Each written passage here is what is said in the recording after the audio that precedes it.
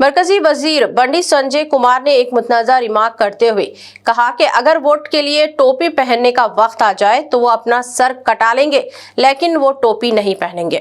बंडी संजय कुमार हल्का assembly jubilee hills में BJP उम्मीदवार एल दीपक रेड्डी की ताईद में एक इंतखाबी रैली से खिताब कर रहे थे।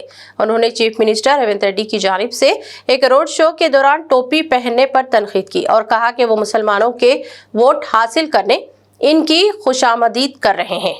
बंडी संजय ने कहा कि अगर इनके लिए वोट के लिए टोपी पहनना जरूरी हो जाए तो वो अपना सर कटा लेंगे, लेकिन टोपी नहीं पहनेंगे। उन्होंने मजहबी बुनियादों पर वोट मांगते हुए कहा कि अब जुबली हिल्स के हिंदुओं को अपनी ताकत का मुजाहरा करने की जरूरत है।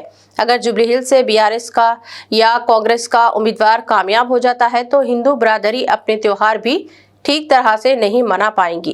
उन्होंने कहा कि कांग्रेस पार्टी जुबली हिल्स इंतखाबात में बड़े पैमाने पर बोकस राय दही करवाने का मंसूबा रखती है।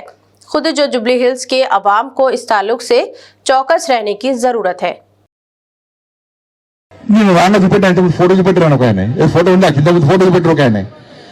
కాంగ్రెస్ పార్టీ అభ్యర్థి టోపీ పెట్టుకున్నాడు, ముఖ్యమంత్రి టోపీ పెట్టుకున్నాడు, అటు పక్కన అజరుద్దీన్ అడిగి నవ్వుతాడు.